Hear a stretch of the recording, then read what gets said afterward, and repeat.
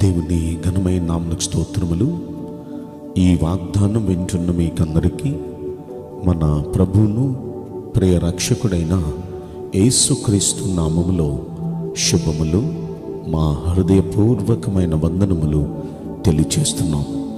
ఈరోజు దేవుని వాగ్దానం ద్వితీయోపదేశ కాండం 4వ అధ్యాయము 31వ వచనం. నీ దేవుడైన యెహోవా కనికరము గల దేవుడు కనుక నిన్ను చేయి విడువడు. ఈ మంచి వాగ్దానం మన మంచి దేవుడు మనందరి పట్ల నెరవేర్చునుగాక. ఆమేన్. ప్రియ దైవ జనాంగమా, మన దేవుడు చాలా మంచి దేవుడు, కనికరం గల దేవుడు. మనలో ఎవ్వరిని, మన కుటుంబాలను ఎన్నడూ చేయి విడవడు. ఇన్నాళ్ళు ఆయన చేయి విడిచుంటే ఈ రోజు వరకు మన మనుగడ కొనసాగేదంటారా? ఈ రోజు వరకు ఇంకా సజీవుల లెక్కలో మనం ఉన్నామంటే దానికి గల కారణం ఆయన మనల్ని చేయి విడవలేదు. ఎన్నటికీ మనల్ని చేయి విడవడు. అయితే ఆయన ఈ వాగ్దానం అక్షరాల మన పట్ల నెరవేర్చి మనల్ని ఆశీర్వదించాలనుకుంటున్నాడు. యాకోబుతో ప్రభు మాట్లాడుతూ అంటాడు, భయంతో ఆందోళనతో ఉన్నాడు, అన్న చంపేస్తాడని. అలాంటి సమయంలో యాకోబుతో దేవుడు మాట్లాడుతూ అంటాడు, నేను నీకు తోడై ఉండబోతున్నాను, నిన్ను విడవను, ఎడబాయను. నువ్వు వెళ్ళు స్థలములో నేను నీతో కూడా వస్తాను, నిన్ను కాపాడతాను. నిన్ను కాపాడటం మాత్రమే కాదు, నిన్ను ఆశీర్వదించడానికి వస్తున్నాను. నిజంగా ఈ వాగ్దానం అంతా నెరవేర్చే వరకు నిన్ను విడవను అన్న దేవుడు యాకోబుకు తోడుండి పాదం పెట్టిన చోటెల్లా యాకోబుని దేవుడు ఆశీర్వదించాడు.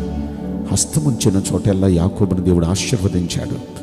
ఏమీ లేనివానిగా ఒంటరిగా వెళ్ళాడు, కుబేరునిగా గొప్పవానిగా తీసుకొని వచ్చాడు. ఈ రోజున ఆ దేవుడు మనతో మాట్లాడుతున్నాడు, నిన్ను విడవడు, నిన్ను విడవను. మనల్ని విడవడు, చేయి విడవడు ఎప్పుడు ఆయన. అయితే ఈ వాగ్దానం అక్షరాల నెరవేరాలంటే మనం చేయాల్సిన కొన్ని పనులు ఆ పైన 29, 30 వచనాల్లో మనం చూస్తే 30వ వచనం చివరిలో అంటాడు, నీవు నీ దేవుడైన యెహోవా వైపు తిరిగి. అంటే మనం దేవుని వైపుకు మనస్ఫూర్తిగా మనం తిరిగితే మనల్ని అప్పుడు చేయి విడవడు ఆయన. దేవుని వైపుకు తిరిగితే ఏం జరిగిద్ది అనే మాట మనం తెలుసుకోవాలంటే యెషయా గ్రంథం 55వ అధ్యాయంలో 7వ వచనంలో మనం చూస్తాం. వారు యెహోవా వైపు తిరిగిన ఎడల ఆయన వారి యందు జాలిపడును. మన దేవుని వైపుకు మనం తిరిగితే ముందు మన మీద జాలి పడతాడు. అయ్యో పాపం, ఎన్ని బాధలు పడుతున్నారు వీళ్ళు, ఇంత బలహీనతతో ఎంత నలిగిపోతున్నారు వీళ్ళు, ఇంత ఆర్థిక సమస్యలతో ఎంత కృంగిపోయి కుమిలిపోతున్నారు వీళ్ళు. అయ్యో పాపం, మన జీవితాల మీద ఆయన జాలిపడతాడు. మనుషులు ఎంతోమంది జాలిపడి ఉండొచ్చు మీ జీవితాల మీద. ఎంతమంది జాలిపడిన ఉపయోగం ఏముంది? జాలిపడతాడు, చేస్తే ఏదో కొద్దిగా గొప్ప సాయం చేస్తారు, కానీ మన జీవితాన్ని మార్చలేరు వాళ్ళు. దేవునికి జాలేసిందో మన జీవితం మారిపోతాయి, పరిస్థితులని మారిపోతాయి. ఎక్కడ వెలివేయబడ్డామో, ఎక్కడ చులకన చేయబడ్డామో అక్కడే దేవుడు మనల్ని గనపరుస్తాడు. కనుక మన దేవుడు జాలిపడే దేవుడు. జాలిపడాలంటే ఆయన వైపుకు మనం తిరగాలి. ఆ కింద ఇంకో మాట అంటాడు, దేవుని వైపుకు తిరిగిన ఎడల ఆయన బహుగా క్షమించును. ఆ దేవుని వైపు తిరిగితే బహుగా క్షమిస్తాడు. ఇన్నాళ్ళు, ఇన్నేళ్ళు ఈ కష్టాలకి, నష్టాలకి, బాధలకి, సమస్యలకు కారణం మనం చేసిన పొరపాట్లు, మన పూర్వీకులు చేసిన పొరపాట్లు. అవి మన మీదకి శాపాలుగా వచ్చినాయి. ఈ శాపాలు పోవాలి అంటే మన పాపాలు క్షమించబడాలి. పాపాలు క్షమించటానికి దేవునికి మాత్రమే అధికారం ఉంది. కనుక ఆయన మన పాపాన్ని క్షమించాలి అంటే మనస్ఫూర్తిగా ఆయన వైపుకు మనం తిరిగితే మన పాపాలన్నీ క్షమిస్తాడు ఆయన. ఎప్పుడైతే పాపాలు క్షమిస్తాడో పరిస్థితులు మారిపోతాయి, శాపాలు తొలగిపోతాయి, మంచి రోజులు వచ్చేస్తాయి. కనుక ఆయన వైపుకు తిరగటం వల్ల ఇన్ని మేళ్ళు ఉన్నాయి. ఒకటి, జాలి పడతాడు మన జీవితాల మీద. 2, మన పాపాలన్నీ క్షమిస్తాడు. ఎప్పుడైతే పాపాలు పోయినాయో శాపాలు పోతాయి, జీవితం ఆశీర్వాదం వైపుకి నడుస్తుంది. కనుక ఇక్కడ అంటున్నాడు, యెహోవా వైపు తిరగాలి. రెండవ పని మనం ఏం చేయాలి అంటే 29వ వచనంలో అంటాడు, మనం మన పూర్ణ హృదయంతో పూర్ణాత్మతో యెహోవాను వెదకాలంట. పూర్ణ హృదయంతో దేవుణ్ణి వెదకటం అంటే దేవుణ్ణి సేవించటం, దేవుని భక్తి చేయటం. గుడికి వచ్చినా, ప్రార్థన చేసినా, వాక్యం చదివినా, ఏం చేసినా ఈ భక్తి క్రమాల్లో ఏదో వెళ్ళాలి కాబట్టి వెళుతున్నాం, చేయాలి కాబట్టి చేస్తున్నాం అన్నట్టు కాకుండా హృదయపూర్వకంగా భక్తి చేస్తే ఖచ్చితంగా ఆయన ఈ వాగ్దానం నెరవేరుస్తాడు మన పట్ల. భక్తిని చేస్తున్నాం. ఈ వాగ్దానం వింటున్న ప్రతి ఒక్కరూ భక్తిని చేసేవాళ్ళే. మీరు భక్తి చేస్తున్నారు, దేవుడు అంటే మీకు భక్తి ఉంది. కానీ ఏదో చేయాలి కాబట్టి, ఏదో ఈ వాగ్దానం వింటున్నాం, ఏదో గుడికి వెళుతున్నాం, ఏదో దేవుణ్ణి దండం పెట్టుకొని ప్రార్థన చేస్తున్నాం అనే ఆ విధానంలోనే కాదు, చేసే భక్తి హృదయపూర్వకంగా చేయాలి.